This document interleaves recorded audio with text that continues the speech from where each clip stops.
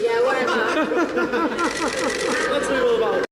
Oh, Ben's, I'm wondering how long it's been there. I'm going to eat into the live. I intend on gorging myself, so by the time we get to the live, none of the continuity will match. I TV that. Carla Connor walked down the aisle these two have. Now, pay attention, this is where it gets complicated. So what happened with the last one? Oh, it was a bit dirty, wasn't it, that one? It had to be changed, really. It wasn't white anymore. Well, I'm pleased she's not in white. I mean, this is quite a spectacular frock, though, Thank you isn't very it? much. Why are you marrying Tony? You don't love him? Well, I think after Liam's death and everything, she had to go off and kind of reassess where her mind was. And, you know, Carla's all for playing kind of safe at the end of the day. That he's prepared to go to. No, not at all. I don't think she thinks he's capable of that. You know, I think she's blinded by his love for her. Oh, they're rolling. Sorry, we should say that we're having to whisper. And to be, he's just in there wafting about in his kilt, looking for his bride. He's waiting to see if I'll turn up. I like keeping a good Scotsman's waiting. He's a real Scotsman as well. He lifted his kilt up before. Nothing. Nothing at all. Nothing there, not even one or the other. It's been lovely seeing everyone again. It's nice to have a little bit of banter on set and actually eat a meal without a baby hanging off me. Even though she's gorgeous. It's my second day back today and I'm missing her. I've got the whole day without my baby and I keep thinking, where is she? So yeah, it's nice though, it's good. See, I know you, Tony. You're like a swan. Thank you. Calm and serene on the surface. But underneath that water, you're paddling and panicking like mad. It was quite daunting coming back because it's been a long time. I'm thinking, God, can I still do it? Will I still be able to act or learn lines, or when it says action, just carry on, because I've lost a few brain cells. And maybe Maria'll still love you, despite everything I tell her. Who knows? I've had a chance to look in a little bit on Corrie, just check to see what Tony Gordon's been up to. I saw them kissing the other night, and I just thought I can come and put a stop to that. I got quite excited, yeah. It's quite nice to be coming back to work. Do you reject the devil and all rebellion against God? I reject them.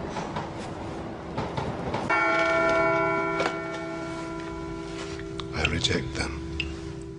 My favourite bit, I would have thought it's definitely the fight scene, because I like a bit of scrapping.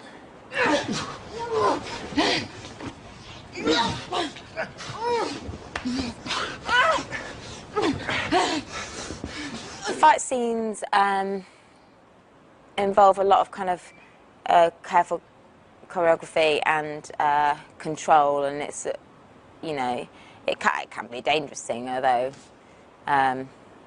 they look so kind of stilted sometimes, but this I hope won't look like that. I hope it's kind of a real good scrap, because somebody's trying to kill her in the end of the day. I've done, a few action movies before, like in Romania and Lithuania and all those kind of brilliant B-movies. Some Steven Seagal ones. It's so much fun. I've been on ropes and turning upside down, knives, guns. Yeah, I love it. I love flying. I've done flying. Love it. It's brilliant. I don't know how, and I don't know when, but you will pay.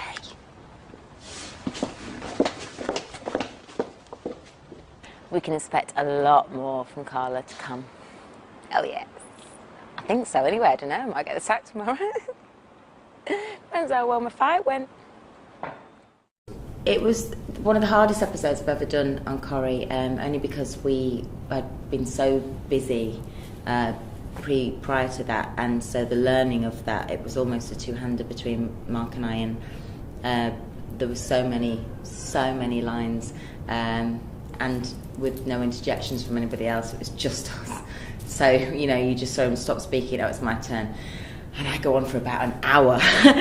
So it was the learning of that, and the learning is always the hard bit and the least enjoyable. The playing of it is beautiful, and that's what I really, really love. apart from when it's not in your head properly, which is a problem. So, you know, we did the best with the time that we had, and I wanted to do Mark proud, obviously, because it was his coming out storyline. Not coming out storyline, that sounds like something completely altogether different. But, you know, it was his exit storyline, so I wanted to do him proud. And so I can't really remember shooting it. It was so much of a blur. Yeah.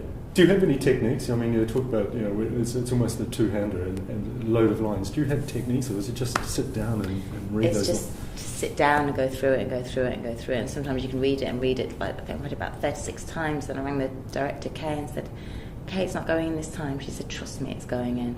So you get on the day, and I'd got myself into such a state that I just had to just think one scene at a time, just forget about the rest of the 36 pages, just concentrate on those 7 pages right here, right now, if you have to, line by line by line. But, you know, to know that you're with people that you love, the cast and the crew, and that safety net, you're not live, you know, you're not in the theatre, and you just got to trust in what you do, really. And it does come to pass. It's often the fear that you've not got it is worse than the actual day, because I love what I do. Yeah, it's the learning that's the hard bit, and you've got to have the energy over and over again. It's you know, Carla is one of the core characters in Coronation Street now, so you know, there's a lot of pressure that goes with that. Yes, there is a lot of pressure. But each day as it comes, you know, I love it. I'm very honoured to play her. She's an ace part to play. It's much more interesting to play a strong, feisty character. And she's not all bad, I don't think, anymore. I think she used to be the kind of bitch, but she's growing up some, don't you think? Yeah, well, I think with her moral choices that she makes in these episodes, it kind of proves that you know, she's gone away from that absolutely. I think also, yeah, she's had a lot of grief, and since Hayley dying, Hayley was quite a big influence on her. And since Hayley passed away, I think she tries to think about things a little bit more. And she's got lots of grown-up friends like Ken and Roy. Well, apart from getting up very high on a cliff with Kate Ford, that was one of my favourites because I actually made her go. She's got a real fear of heights, and I made her go right to the edge, which was very fulfilling. But my favourite stunt is coming up on Monday night, so I can't tell you about that. But I think that was my favourite thing to do. If I wasn't an actress, I don't think I could do anything else. Apart from want to be an Olympic gymnast, which I think I'm too old for now. I'd like to be a singer, but I can't sing, so I think you're stuck with me. I think my favourite storyline, sorry to go all serious on you, but it has to be the Frank Foster and Carla, the kind of within a relationship rape storyline, because it hit so many people and actually changed I could see the stats changing, and I could see the change it was making in people coming forward to police stations and rape crisis centres as it was going along. So because of the response and actually a change that I could see that was making a difference. So I think that has to be my favourite in a weird way, because it worked. It worked, and I could, you know, it made what we were doing worthwhile. It'd be Jack Shepherd, because I'm never in scenes with him. I don't think we could do them because all we do is laugh together. But I love him so much, and he just has a brilliant way of working, and I just, yeah, I'd love to be in more scenes with Jack Shepherd. How are you feeling about the 50th anniversary? Look at it. It's amazing to be part of this. I never thought in a million years when I started acting like 12 years ago that I'd be here today. So it's wonderful, and all the stuff we've got coming up for it's really cloak and dagger and quite exciting. We know nothing about the live ep, so it's all like, woo! So you're waiting to find out if you're in the live episode? Yep, yeah, we're waiting. I think I know that I'm in it, so I'm wearing a nappy right now. In just, you know, I'm not trying to think too much about it, because when I do go wrong on set, I just keep going live. So yeah, I'm a bit scared. You've got a big plot coming up for Carla with the alcoholism, and what's that been like?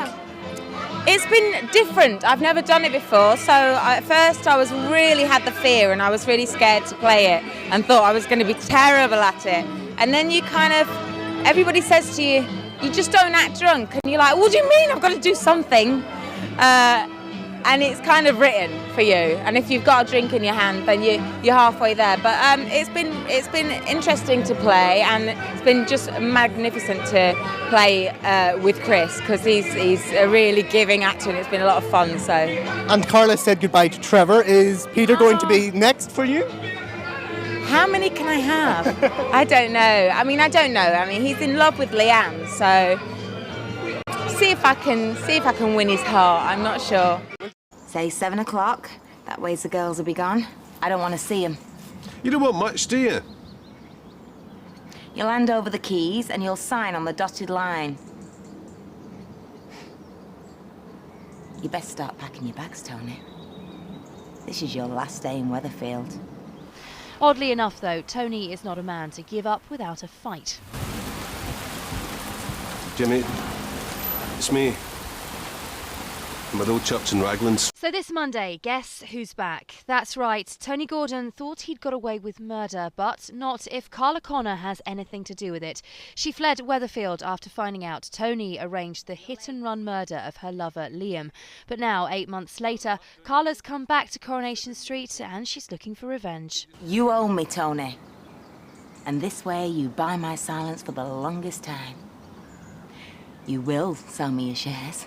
You'll meet me at the factory. Street. Need you round here urgently. Carla's back. What do you think I am?